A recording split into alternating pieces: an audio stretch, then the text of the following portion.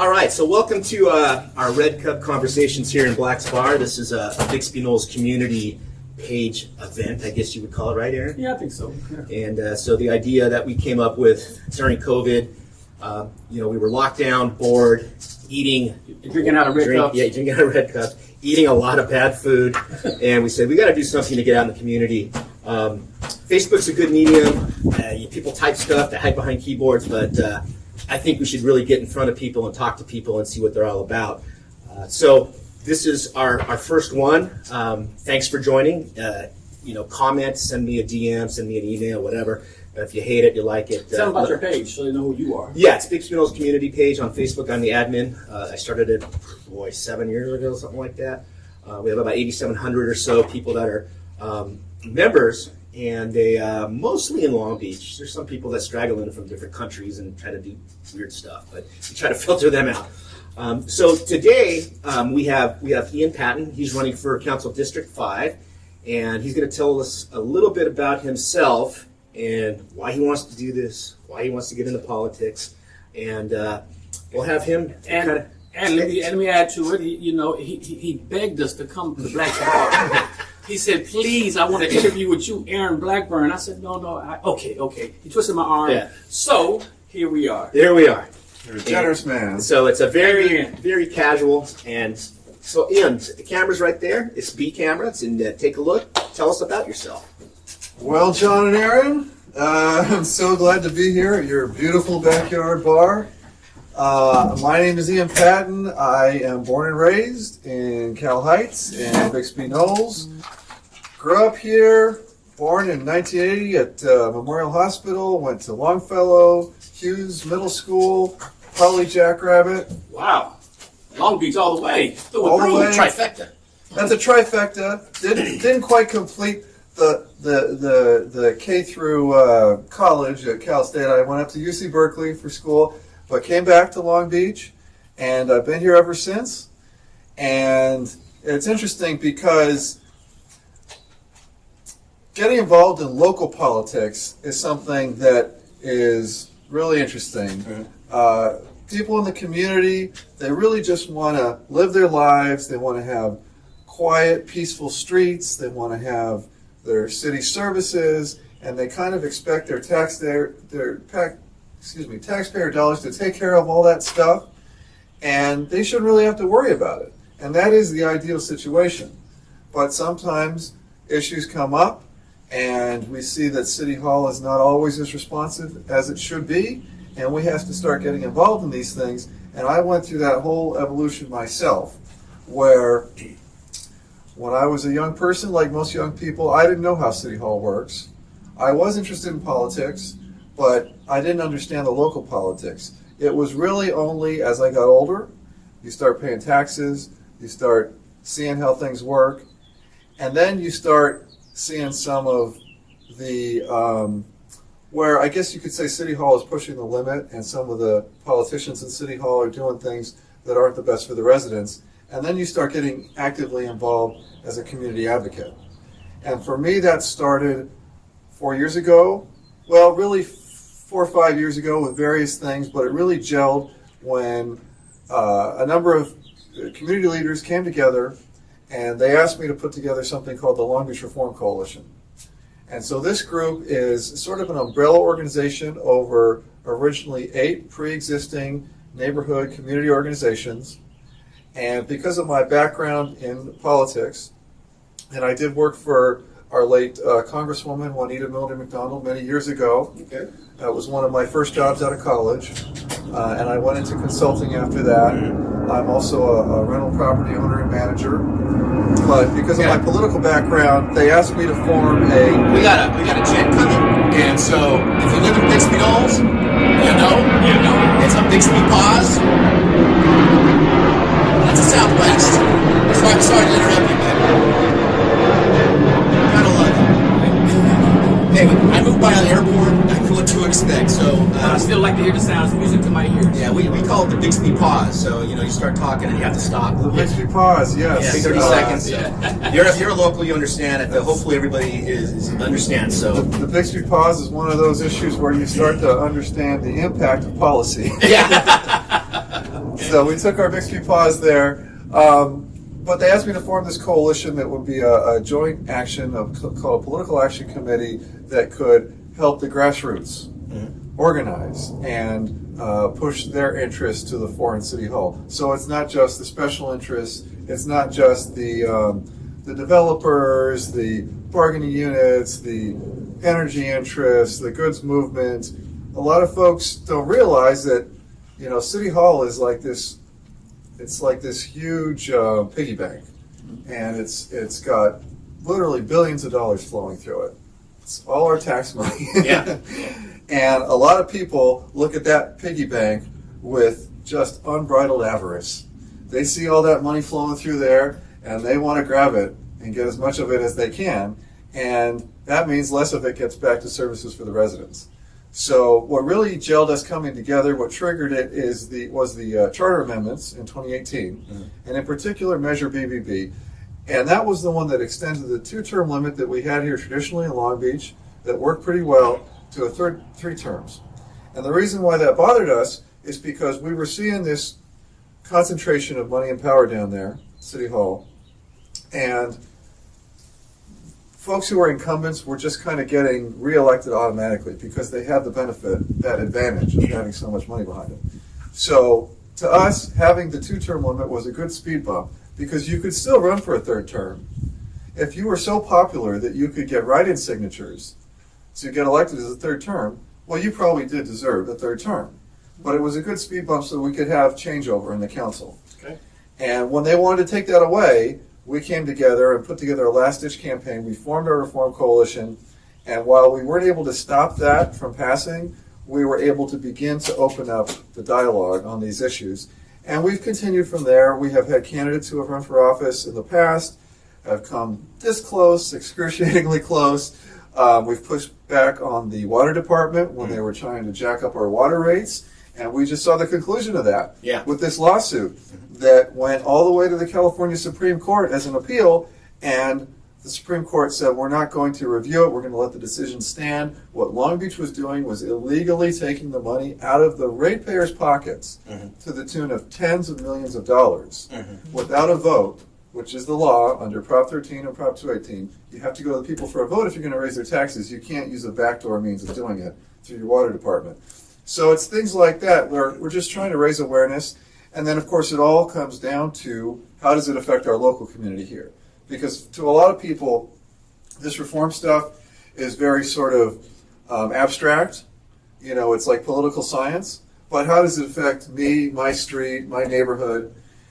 And, well, the first thing is homelessness, right? Right. When I was a kid growing up here, we did not have a homelessness crisis uptown. You couldn't find a homeless person anywhere in Bixby Knolls. They were in Lincoln Park downtown. There was a little bit of an issue there. And really they were just Santa Monica, Skid Row. Now it's like we're becoming Santa Monica. Yeah, it's a big deal. And folks I talk to in the community, it's probably one of the number one things. I have a lot of compassion for these people. Some of them are mentally ill. Some of them are on drugs. Some of them are just have no hope. And I think a lot of the community, the empathy cup is becoming empty. And that's a touchy situation. I mean, as far as the conversation is concerned, how would you address the homeless, if you don't mind me asking? That's a big topic. It is. Well, you have to go to an idea of how would you, or just a vision, or what do you see? I got a lot to say on that, so stop me when you want to stop me. But I'll start with. This is the Red Cups, man. This is the Red Cups. We can talk all night. I'm here for as long as the battery's going on the cameras, I'm good. If you keep refilling my cup, I'm going to stay. All right? I'm not going to say what they put in my cup, but it's good. It's water. What's in the cup, Aaron? Always water. Always water. Always water. Yes. It's good water, though. It's good water, man. So I'm going to start with the personal on that. Not myself personally. I'm fortunate enough not to have experienced homelessness, but I can tell you from my recent experience about a month ago doing the Long Beach homeless count. Okay. When I went out there with all those volunteers, 4 in the morning, it's 37 degrees out there, and I talked to the one that really stands out in my mind is a homeless couple, a man and wife couple that were out there. camped out right by the next door to a big box store, and they did not want to be there. You know, who would want to be there? I mean, it was freezing, and they had actually tried to access the services. They had been to the multi-service center, which, if people are not aware, the multi-service, the MSC they call it, is our homelessness service providing facility, and it's in the worst possible location. It makes no sense. It's on the other side of the 710 freeway. As a homeless person without a car to get there, take the Bixby pause. Yeah, take a Bixby pause here. That's another Southwest. Thank you, Southwest, for joining us. Is that our sponsor? Southwest. That's I wonder where it's going. Hopefully it's going to Vegas or someplace fun. Maybe Arizona? Maybe. But like Jeff Lewis, the sponsor of our evening broadcast. Yeah. Well, Definitely not, unfortunately. Yeah. It's Southwest. But they had made that trek there, and they had tried to access the services. That facility is only open Monday through Friday, 9 to 5. It's ridiculous. They went there. Banker's hours. Yeah, banker's hours, exactly. Wow. But they made it there, only to find out that it was so bureaucratic. The paperwork, everything about it was just impenetrable. The staff were outright rude to them when they didn't quite get things right away. You'd think the staff there is there to help homeless, unhoused individuals, people who are, everybody's coming in there with issues, right? Yes. It's never going to be an easy situation. No. So they were rude to them. It was just so difficult, and on top of it, with the chaos of other homeless, some mentally ill people there, stuff going on, the lady said she has social anxiety disorder, and eventually they just gave up. Yeah. And they knew about Project Room Key, they knew about the motel vouchers, they knew about all the stuff that's out there, they couldn't access it. And to me, that is like heartbreaking. Yeah. Because I'm just thinking, how do you survive out here? And here are people who are, sure, they've got some issues, but they're together enough to try to get the services, and they can't. And then meanwhile, where is the city of Long Beach spending the money that should be used to make the MSC 24 hours and have the best trained staff and just everything that we should have there? We've got this first ever so-called city-operated homeless shelter that they built, or they purchased, up by the border of Compton. And it's a disaster. It is such a waste of money. It made me so angry thinking about it when I was out there dealing with these folks who needed the help, to think that we've wasted so much money. And the reason we wasted it is because we didn't do the basic due diligence. When we cited it, first of all, it was a political decision to cite it there. It's like nobody wants it in their district. So the one council member who was because... That is a private jet. Yeah, I'm sure they're going somewhere nice. Oh, a private jet or NASA or something. That's okay. Nice jet. So one council member wanted it, so it ended up in his district, and it's practically on the border of Compton, which is the worst, farthest away location. If you've got a shopping cart or lots of belongings, you're not going to be able to take it all the way up there. And worse than that, it used to belong to the rescue mission years ago. It was actually a temporary winter shelter. Yeah. And they had bought it for $3 million, and they sold it for $2 million. They took a $1 million loss on it because it was a disaster. The building had issues, the location had issues, they couldn't fill the beds, they had to just unload it.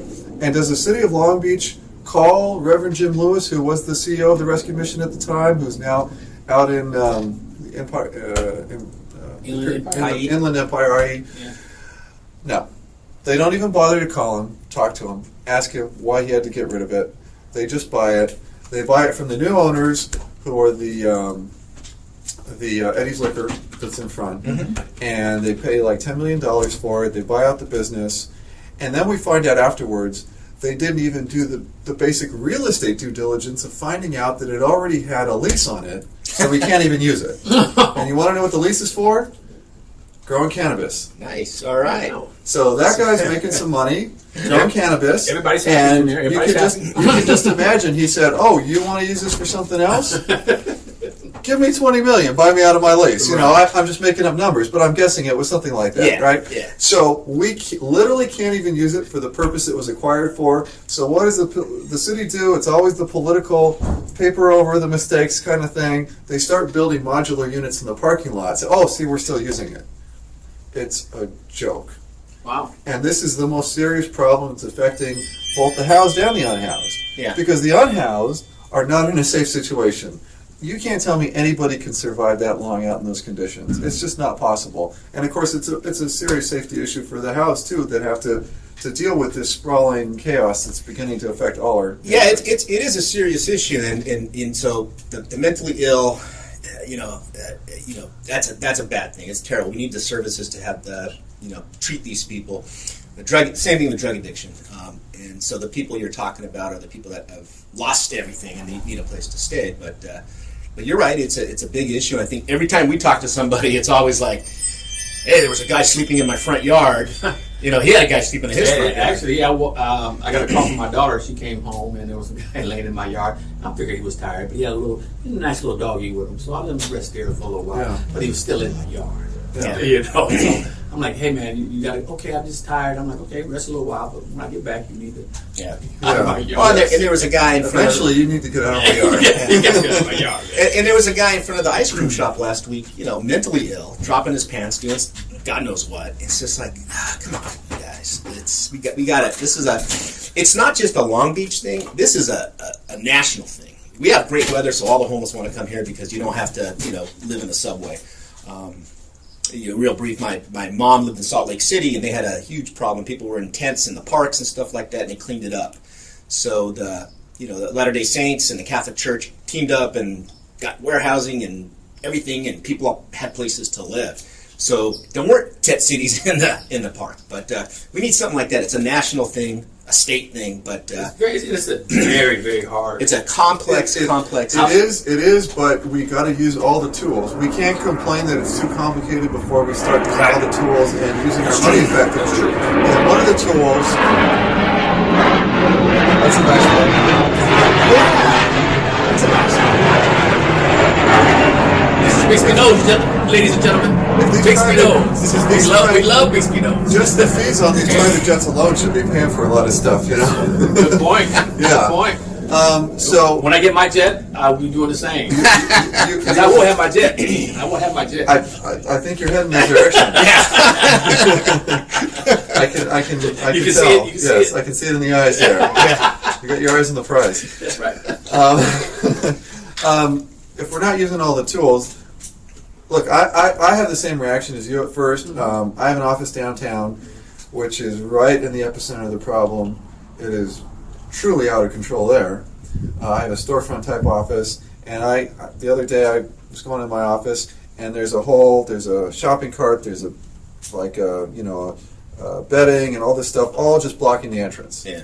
And so I'm just like, all right, the guy wasn't there, so it was a guy. I moved everything aside, and I just went on I had the option to call property management and say, throw all this stuff away, get rid. And I said, you know what? I'll hold off. All right. It looks horrible in front of my office, Right. but I'll just wait a while. Yeah. And eventually, the individual did come back and collect their stuff. Right. So, and that should be the first reaction, right? Right. The first reaction should not be coming down like a hammer on people who are suffering. Right. But eventually, if you reach out to people with a social worker, services, once, twice, and David, what's the link? That's a Southwest. That's going to be mostly Southwest. He's going. He's making left. And they refused that free Southwest flight to Hawaii. is there a Southwest to Hawaii? I don't know. Maybe it's not that yet. I do know that there's a UPS cargo that's about 7:30ish that'll come over. So No, if they absolutely refuse, eventually you have to go to enforcement, which we have a right to do. We actually currently have an anti-camping ordinance in this city. Mm-hmm. It's not being enforced. It exists. You're not allowed to just embody utter chaos. Right. That's not safe for anyone, like I said before. That's not humane for anyone. Right. Allowing someone's mental illness or drug addiction to sprawl out and metastasize, that is not civilization. That's the collapse of civilization. Oh. So eventually you have to take someone and put them in shelter. And you have to put them with the services. This is probably about the most compassionate city you can have anywhere. It's a progressive city. It is. Nobody's lacking compassion here. Right. But it's not compassionate to just ignore a problem and pretend it's not there, or have photo op type political band-aid solutions. Right. That's not compassionate. So we do have to exercise our right to impose order at a certain point, which is going to be ultimately good for everyone. Yeah. Okay. Yeah, I mean, it's like you're right. It's a complex issue that's got to be addressed, and hopefully the city council candidates will address all these things and come up with a solution. Right. Right. Yeah, I don't have a solution for it. I mean, Come on with another question for him. An easy one. Another solution that's the overarching theme for me and everything is not just the homeless shelter example, but it's the overarching wasting money on so many things. If we stop wasting money on the Queen Mary fiasco, the community hospital fiasco, the rebuilding the Civic Center for no reason fiasco, we waste so much money. If we didn't waste it, we would have money to address the urgent issues. So what are your thoughts on the Queen Mary? Yeah. What do you think about the Queen Mary? You know, Should it be a homeless shelter? I mean, that would work. As long as Rotary isn't using it. it's there. We are not. I signed up for the Rotary Club thinking we have the most spectacular room in the world. Not anymore. No. The Queen Mary is just the most quintessential example of how we screw things up in this city, and in ways that, I mean, look what we have. We have the most potential, the most sort of inherent resources of any city. We have this amazing asset, the Queen Mary, just like we have so many other amazing assets around this city. We're coastal, we've got the best weather, everybody wants to be here, Yes. and yet we squander so much of what we have. The Queen Mary, we deferred maintenance for decades. It was kind of a fiasco when it was bought in 1967, to be honest. People want to go back and Google an old LA Times article called Government by Newspaper. That's actually the headline. It's this huge expose about Long Beach back when it was run by the Press-Telegram. Press-Telegram ran City Hall. Like, literally, the editor of the Press-Telegram and the publisher, the Ritters, they made all these decisions. And they wanted the Queen Mary. So we got the Queen Mary. But then we didn't maintain it. We let it get worse and worse and worse. And we kept hoping somebody else was going to take care of it. In the late 80s, we were hoping Disney was going to adopt it for us and take the problem away. Right. And so then that doesn't work out, so we bring in various nonprofits and things, and we don't put the investment into taking care of it. 30 years ago, Geraldine Natz, who used to be our, I think, deputy port director, and then she was the LA port director, and she's a great historian in Los Cerritos. She said 30 years ago she took a tour of the ship, and even then you could punch your right through some of the bulkheads and down in the bowels of the ship. They were so rusted out. Oh, no. So we've let the problem get worse and worse, and then what do? Once again, the political solution. So this council is certainly not responsible for all the decades of mismanagement, but they are responsible for bringing on Urban Commons, who were a couple of guys named Woods and Taylor who were outright criminals. And now we know. Now we know. I mean, they're probably going to be sent to jail soon by a judge. Right. Because for all kinds of reasons. But they came in with no experience whatsoever on maritime preservation, and no experience whatsoever on doing a major development project. And their idea, and they had the fancy drawings, and everything always looks great in concept, and these conceptual drawings. They came in promising to not only save the ship and renovate it, but to build this amazing shoreside entertainment, hotel, hospitality development. Yeah. There was no reason to believe they could deliver on it. But the city, because they just wanted somebody to come in and rescue and make it look like everything was fine, rather than actually addressing the problem, they signed a 60-year public-private partnership contract with these guys. And at the same time, they bury the truth. They bury the marine study. There was a recently done marine study on the ship which showed that there was close to $300 million on deferred repairs.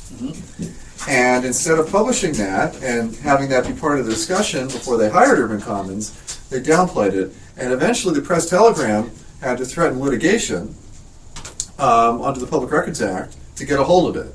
And then it was exposed that all these repairs were there.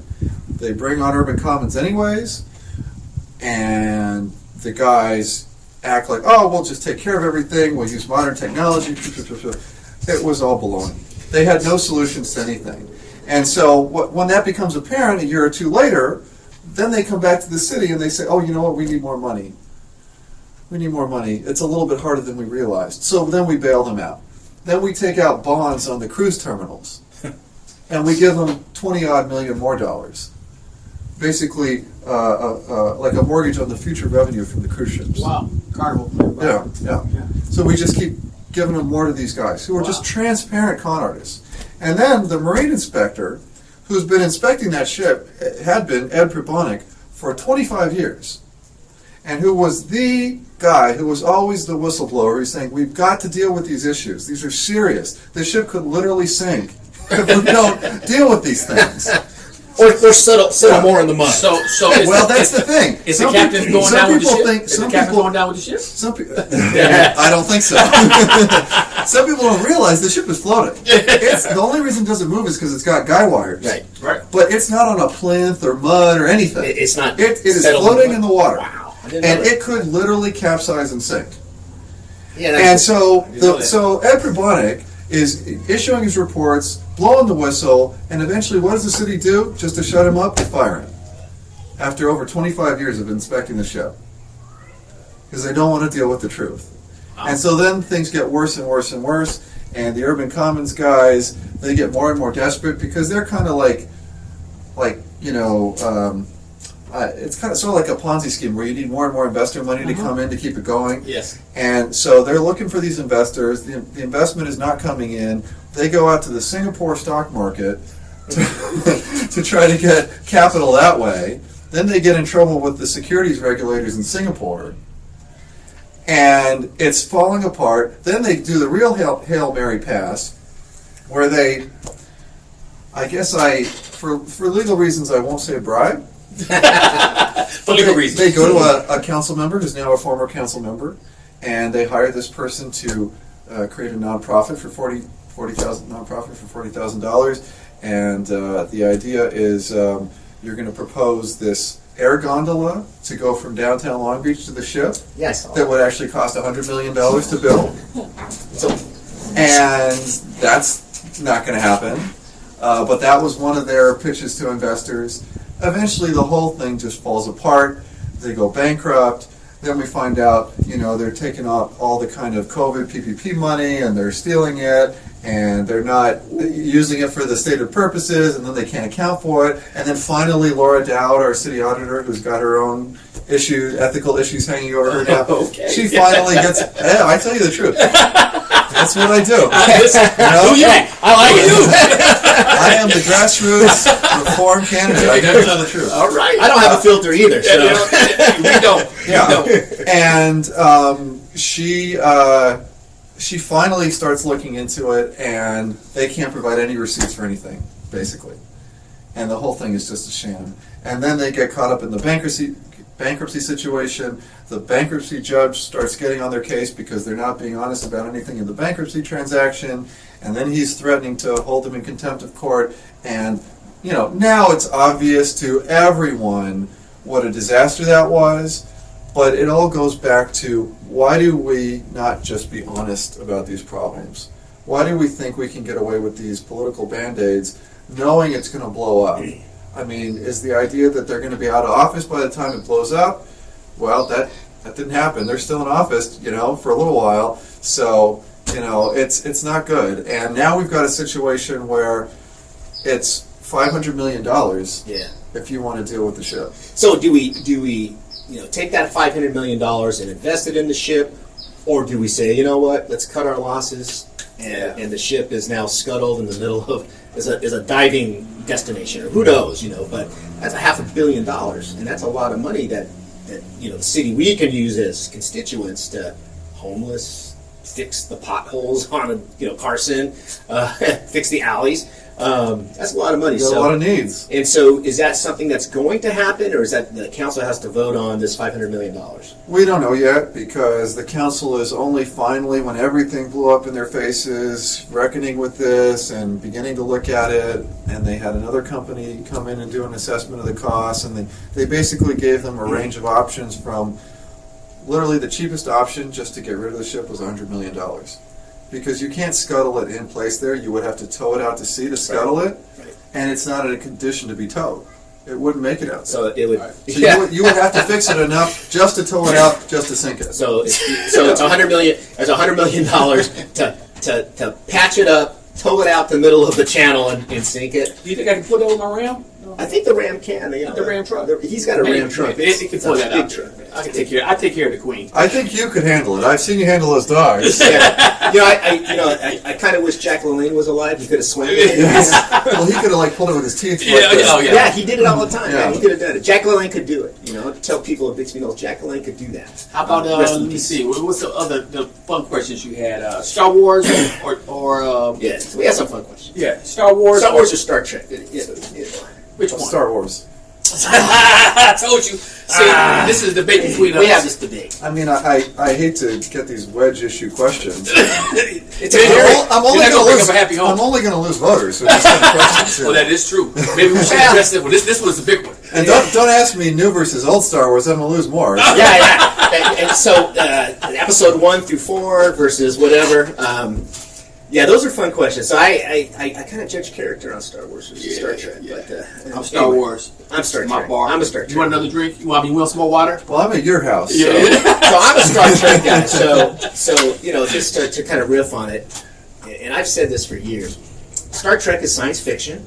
Star Wars is fantasy. Oh, this is Okay, speech. this is my speech. Okay, now you get to pontificate on this. So you can take the Star Wars thing, and it's kind of like Lord of the Rings. You just overlay that. It's fantasy. I'm more of a sci-fi. We're into the core of the debate in Bixby Knolls here. That's it. This is the core. That's This is what we have with the Red Cup conversation. Yeah, we have a few more fun questions. Yeah, hopefully not. Gotcha. Just for the record, I like the original '60s Star Trek. Very good. Yeah. Gotcha. I like the camp. So your favorite '80s band? If you could pick. Does Queen qualify as an '80s band? Yeah, they were around. I mean, Queen is my favorite band. Period. Queen's a good band. It is. It is. It's not bad. They're pretty good. There's some good. What are they called? Tribute bands out there. You can do that. They're really good. Yeah. But anything else you wanted to ask my brother here? my fellow Rotarian? What else questions you had? You had some others listed too. I think that was really it. We talked about anything else you would like to add? Well, if you want to talk about anything else slightly serious, we don't have to. Hey, we're on. I mean, not that Star Trek versus Star Wars isn't serious. I think I That's might very screw up soft for there. us right now. This is the debate we have. We're it's my nemesis when it comes to that. I know. Well, I'm older than he is, so it's one of those. That's true. He's old. He's older. Older, yes, older. Older. So You're both a couple of young souls here. I can tell that. we right try. off the bat there, We try to be. What do you think about the police department and how they're being run? Well, we just don't have enough police, number one. Yeah. And I'm not playing to the crowd here with Aaron, former LAPD, but My man. but it's the truth. We don't even have the 1,000 officers that we used to have in Long Beach back in the 90s when Mayor O'Neill got us the COPS grant from the Clinton administration, and we were really on a path to that community-oriented policing model. So the process to get officers vetted, how bureaucratic is that? So do we have a good pipeline to get if I wanted to be a cop, it's going to take me 2 years to be background checked. Is that a good process to get in? Well, I can't tell you what the process is as far as the hiring standards. I'm always going to lean on higher standards, but I can't answer that question for you. What I can tell you is, in Long Beach, it's 6 months at the academy, and then you're out in the field. You're with a mentor officer, but you're right out there. I would tend to think, not being an expert, it should probably be more training than that.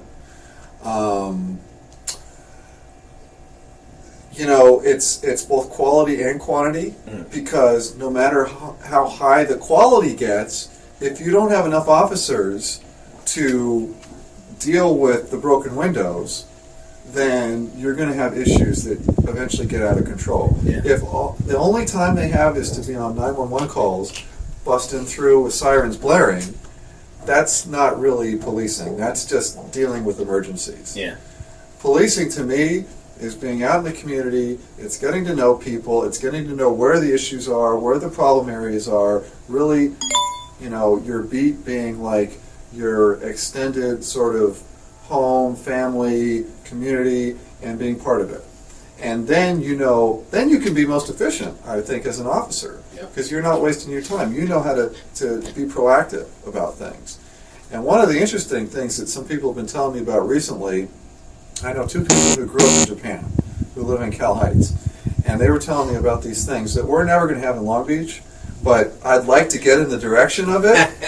They have these things called, have you ever heard of this, Aaron, called Koban? Koban, no. So they got a little mini police station. Like every few so many blocks, they will have like this mini pillbox police station for like the size of 1 or 2 officers. And you can literally go to not your whole neighborhood even, like your next door almost little mini police station. A substation. It's like a substation. Sub. A micro station. Yes. Right. It's like go talk to a cop in a little. And you can talk to the officer. You can say, "I'm going out of town. Can you look after my house?" I mean, I got an older relative. Whatever it is, they are right there.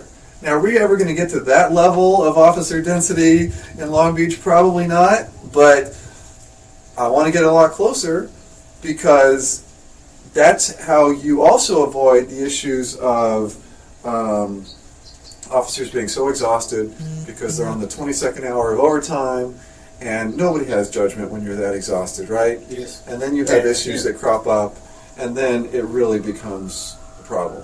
So, to me, the solution is resources, it's training, and whatever the right standards are for really high-level police officers. Good answer. Yeah, I think we're good. Yeah. Thanks for coming, and I'll tell you about one more issue, because this is a big issue for me. Bring it up. This is what I was going to mention. You're going all before. in, huh? The camera's on your hand like me. Well, Let's see your hand. One thing I don't want to have happen to you, Aaron, is for 4 units to be towering over you on this side, Yes. and 4 units on that side, Yes. and you to be in a canyon where you get 2 hours of daylight. Yes. And this happened in Long Beach a couple generations ago. In the late 80s and early 90s, we had something called the Cracker Box era, where there was sort of a loophole in the planning code, and a bunch of developers exploited it. They came in, they built these substandard, they called them Cracker Boxes at the time, these units that went right up to the property line. Of course, no accounting for infrastructure, whether you're talking about parking or park space or services or even sewer lines, and they just totally exploited these single-family zone neighborhoods. And now we have SB 9, where it's statewide policy that you don't have single-family zoning. And our city council has done nothing so far to protect us from this, and there are things they can do. The law went into effect on January 1st. They have not adopted an implementing ordinance so that we could have some standards before developers do this by right development, like beautification, parking standards, various things that would be kind of a speed bump on this happening to people. We could join the lawsuit that is being led by Torrance, Redondo Beach, and Carson, where it's based on being a charter city, that you're supposed to actually have local control as a charter city. We're a charter city. And we could also support the Our Neighborhood Voices statewide. It's a constitutional amendment that they're trying to put on the ballot to enshrine in the Constitution local control of zoning. Yeah. So all these things they could be doing, they've done nothing, and tomorrow your neighbor could sell out to one of these developers, and you could have that going up there, and you're not going to be happy about that. Well, I knew Sunday. So Well, you may enjoy the extra attention. I'm just kidding. You You know what? So we got a 3-story building, and I'm out I there. concur. I'm okay with the, Each to his own, but I'm just busting your chops. I think you might be in a minority there. But, It's my house. especially with the red cups, man, we will be on Sunday. you have your own way of keeping the density away from your home. But that also. What happens in the backyard stays in the backyard. But that impacts parking too. So I mean, we're good here in the Fifth and Cal Heights, and we don't have the issue they have downtown in some of the areas where you park and you may have to take an Uber to your house. You're parking 10 blocks away. Well, you go down to the 2nd District, to Alameda's Heights, parts of the 4th and the 6th District, and it is unlivable. Yeah. It is ridiculous. People end up, just think about the emissions from their tailpipe. Every time you get home, you have to circle for a half an hour to find a parking space 5 blocks away. That's true.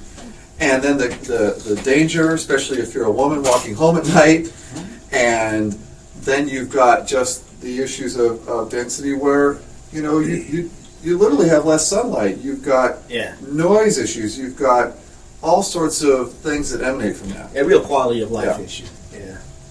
And people work hard, people invest in these communities. They put their whole life savings into these mortgages. It's not like we're all rich, multimillionaire fat cats. Long Beach is made up of mostly middle and working class people who have invested everything into their homes. And they don't deserve to have that exploited by developers. Yeah, I agree. That's great. All right. Any parting words to the camera? Any parting words? The red light's on. Only that I'm your I'm your Cal Heights born and raised Bixby Knolls community grassroots candidate, and I'm asking you to support me because I just want to work hard and represent you. I was just at a meeting for this roundabout issue in Los Cerritos. It's little things like that that really affect quality of life. And if you have somebody who's going to be really motivated to be out there dealing with it, listening to you, and then taking that feedback back to City Hall and not letting up until they fix the issues, you're going to be better off. And I want to be that person, and I hope I get your support. Hey, let's toast to that last speech. Yeah. Thank you for joining us. You guys. This is our first Red Cup Conversations. Thank you. I appreciate you coming I'm by. going to be the first. You are the first. Yeah, and not too many people make it to Black's Bar. There's only a select few here. You know. If you know, you know. And so we're excited to kind of get out there and have people talk and get in the community. And like I said in my opening, blabble, just talk. Let's talk. Let's not hide behind a keyboard and troll. I control as good as anybody, but I'm not going to. But let's just talk to people and see what's going on in the community. Thank you for coming. Great thing you're doing here. Thanks, Appreciate man. it. All right.